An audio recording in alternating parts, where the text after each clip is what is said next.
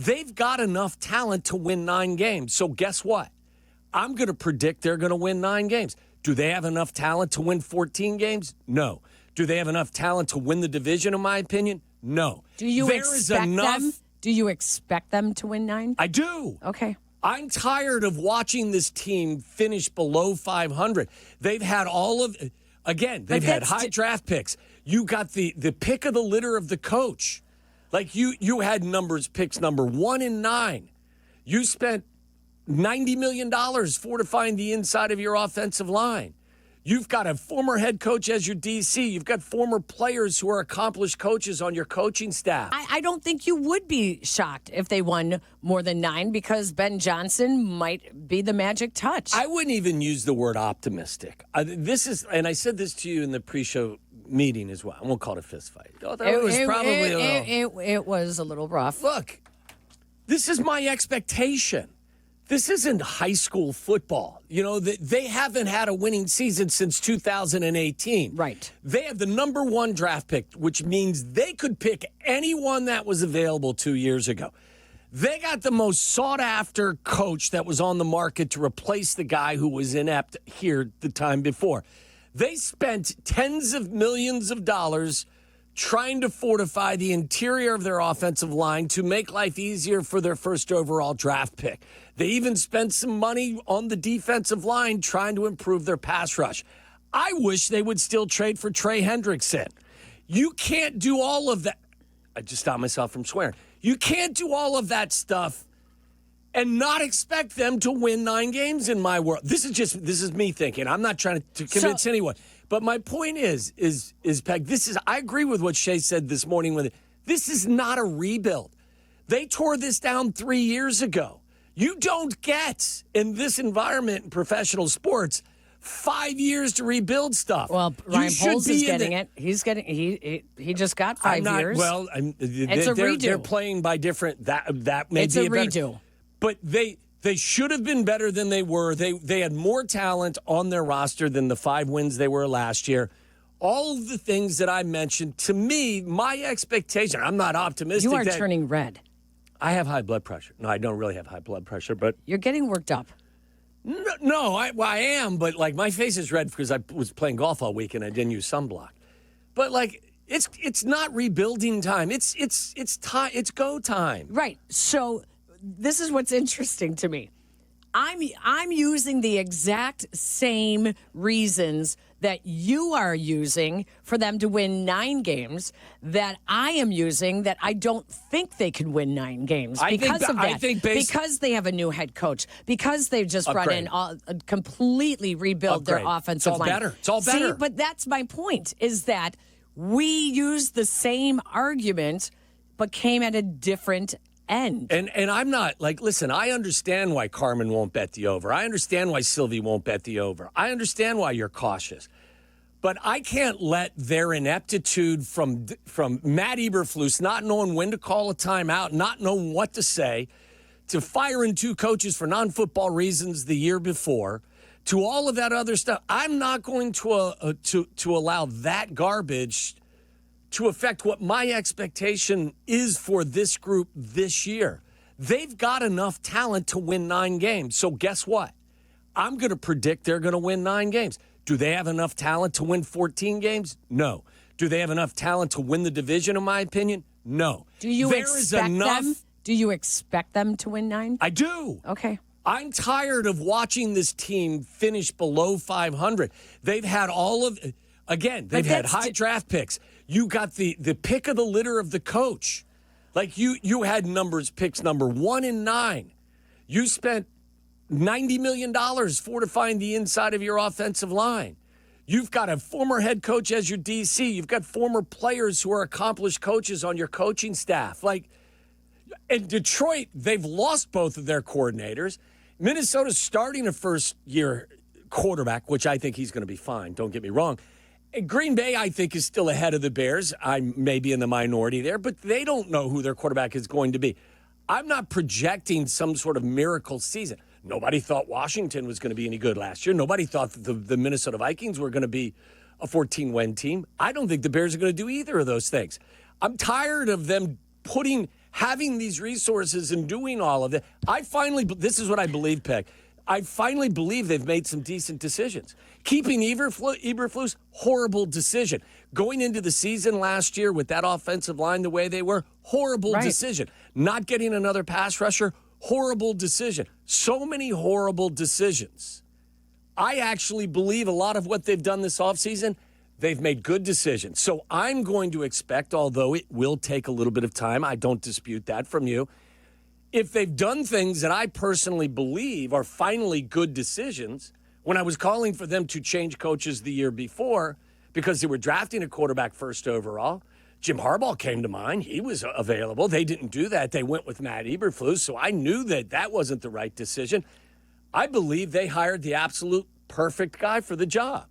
So you criticized me for going on too long? You just spoke for I'll be 4 quiet. straight minutes. No, I'll be quiet from here till 4. This is like when you get in an argument with your spouse and you're both basically saying the same thing, but you're just yelling louder at each other. Well, I don't even think that this is my argument. My argument is with the Bears right now. I don't have a problem with your perspective. I respect it. You've been doing this for a very long time. Like, you know exactly what you're talking about. You and I may not see eye to eye. My energy and my emotion is directed up at Lake Forest. Yeah. I'm tired of this stuff. Like, you finally made some decisions. I think you finally got into the big boy world. You let the coach go before his contract was up. You spent some money. You're doing things the way that you're supposed to be doing now.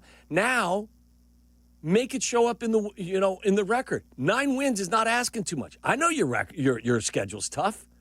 You should split with your division and take advantage of a division that has had some issues. And they should do that early in the season when they open up against the Vikings and then Detroit, Dallas. But yeah, Vikings and Detroit early. That's prime time to steal 2 wins. If they're a disaster, stealing? Would it be stealing 2 wins from Detroit and Minnesota if they won 1 and 2? I steal's a strong word, but they would be upsets, I would think, wouldn't you? Well, how many games are they going to be favored in? Not many. Not a ton. No. But, like, if they're the same disaster, you describe, or however they're going to be, if they win 7 games this upcoming year, or they don't make the progress that I'm expecting them to make, what do you think it's going to be? I think you and I see this completely eye to eye. It's going to be the quarterback. Correct. I think the same way. I don't think that they're this, as much as we're all talking about Ben Johnson and how he has a lot to do here. He has to bring this team together. He has to implement an offense that brings the best out of each of the skill position players, whether it's your running back, who was abysmal last year, whether it is getting the best out of a wide receiver that you took very early in the first round last year, whether it is a veteran wide receiver that you need to keep focused into the game. He has a lot to do. And not to mention a scheme that calls for blocking from your offensive line that is going to help his quarterback look good. If all of that works and they still are losing, I said it like the way I said it several weeks ago was if we get to this is the year of Caleb Williams. This is not the year of Ben Johnson. So I think you and I both. Yes. I think Caleb Williams has got as much pressure on him as anybody in the National Football League. Absolutely agree with you. And I don't think he will. I don't think he'll shy away from it. I think he's going to handle it well, but I do believe he's got a ton of pressure on him. Now that we agree on. Now, do you think because they did? I think Courtney said. When Courtney was in, she chose of the NFC North quarterbacks. I believe Jordan Love is the one that had the most pressure on him because he needs to live up to that contract. I actually take the opposite approach. I think, and it's something you and I were talking about, and we could get into later. In football, this has become a multi-billion-dollar industry. I think securing the bag as a player and getting that $50 million a year contract, to me, takes some of the pressure away. Because if you're Caleb Williams, you haven't gotten there. If Jordan Love plays more like he did last year, this year, versus how he played 2 years ago when they won a playoff game, people are going to be upset. But guess what? He's still getting paid. Exactly. If Caleb Williams doesn't make the progress, he's not going to get paid. He's not getting paid. Exactly. So I think getting that contract actually subtracts some of the pressure from you. I'm not saying it eliminates it because you still want to live up to the contract, but I think you've got less pressure versus more pressure when you get paid. When you are taken number one overall, there is so much pressure because the odds are against you to living up to that number one overall pick. The odds are so much against you that your legacy is at stake so early in your career, fair or not. It's there. It's there. So, I think there is definitely more pressure on Caleb Williams than anybody else. When we were talking about if it goes wrong, all of the things that you mentioned, like DJ Moore was not used correctly. Right. Rome Odunze was not used correctly. Correct. Cole Kmet was not used correctly. Yep. Your interior of your offensive line was not secure enough for a first-year quarterback who, just by his own nature, has never really played in a structured offense. I could bet you that going back all the way to Little League football, he's never really been part of a structured offense because he's always been so gifted and been able to do things. Just take the ball, Caleb. Do your thing. You're not going to do that in this offense. Yep. So all of the things that they've addressed, including the head coach and the wide receiver coach and the new offensive coordinator, the quarterback coach, the running back coach, it's all stuff that I believe has finally answered the questions. I had no idea who was really on Matty Eberflus's staff for the most part. I know who's on this staff, and I trust these guys. I trust Al Harris if he can't get Stevenson to focus, then I don't believe Stevenson is going to be on your team very long. But Al Harris, I believe, will reach him. I may be looking at you 4 months from now and saying to you, I'm a complete idiot once again, that I thought that they had the answers. But for the first time in a long time, I really believe like they have found some solutions to problems that I believe have been, what would be the word, endemic? Yeah. So I do believe in certain ways business is being done a little bit differently. And if it doesn't net more positive results, I don't know what to tell you that at that point. Then you've got a whole list of the wrong people. Right. So now back to the original question. What was it? I don't expect them to win the division. I don't expect them to win 11 games. Right. I don't. If that happens, fantastic. That's not where my expectations are. Right. I want to be surprised. Sure. And there is, it sounds, when people go, I want to be proven wrong. I want to be proven wrong. No, I want them to exceed expectations. Of course. Because I don't think the expectations are that high, although for a lot of fans, they are. For a lot of fans, expectations are very high. I just think realistically, let's talk about it next year, where they're at. That's going to give us a better idea. So I would then ask you why do you have to wait till next year? Because next year the pieces will be kind of comparable. I just think there's too many changes to have expectations be so fluid and them to be able to implement so easily. I mean, there's a brand new coaching staff. The only coordinator left is your special teams coordinator. I think there's one other. Is it linebackers? There's one other position coach. I think Hightower wasn't he the only one they kept? I mean, no, there is someone else. I have to look it up now. But these guys have all been playing football their entire lives. Like, I know the systems are different. You got to get used to the people next to you and all of that stuff. But if the coaches put you in the position to get the best out of what you do, which is what Ben Johnson has done in the past as an offensive coordinator the last 3 years, and it's what Dennis Allen has done as a defensive coordinator when he has played that role the last few years, there's been more good than bad. Yeah. Like, if you just improve the interior of the offensive line and added Colston Loveland and Luther Burden III and added Grady Jarrett and Joe Tooney and you still had Matt Eberflus and Shane Waldron, I'm buying what you're selling.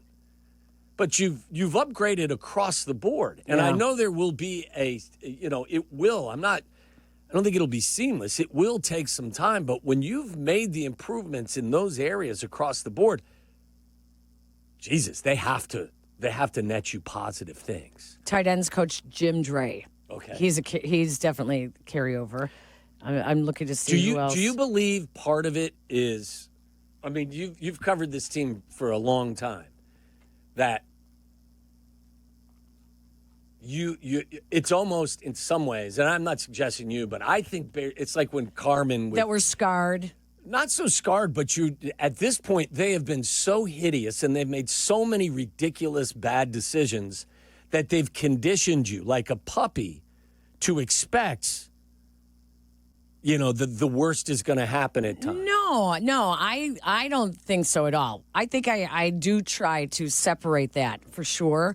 I think it's more as being a trained observer, to be honest with you. I think a trained observer, when you historically have this many changes on a team, they're going to struggle. And there are going to be struggles. So that's what I base it on. I'm not basing it on, I'm so used to this is what the end result is with this team no, I don't think it's like that at all. I'm truly saying it's just as an observer and based on history, it's the exception that you have a seamless transition. Right, but I agree with you there. It doesn't happen in every situation, but in most situations where massive change is necessary, you're horrible. So I would say, did anybody expect Washington? Like they went through a ton of change. Like that was amazing. Nobody expected Minnesota to win 14 games, right? Right. You were starting Sam Darnold, for Christ's sake. But I think that they were underestimating Jaden Daniels, too. Even though a lot of people thought that he could be the number one overall pick, I do think that there was still a lot of underestimating. I don't think many people really expected him to have as good of a season as he did. No, but he had that season not only because he's a brilliant player, but he was in a stable environment where they actually put him and the people around him in position to take advantage of what he did well. Not only that, go back before the season, I believe they completely bolstered the interior or the most portions of their offensive line. Yes. So you drafted him second overall, but you made some moves to actually be better in front of him. So, yeah, I mean, are the Commanders the exception to the rule? Probably more so than not. But I'm not heading the clouds, hey, this is our year. No, this is kind of like my wise ass ultimatum. Like, you've gotten everything you wanted. You got the coach. Good job. I love the coach and I love his staff. You get the first overall pick. What a great trade. Well, you took this kid instead of the kid that's in Washington. This kid, you better get him right. You fixed the interior of your offensive line. You drafted a tight end at 10 instead of addressing the other pass rushing situation. Like, it's go time. It ain't rebuild time. It's go time.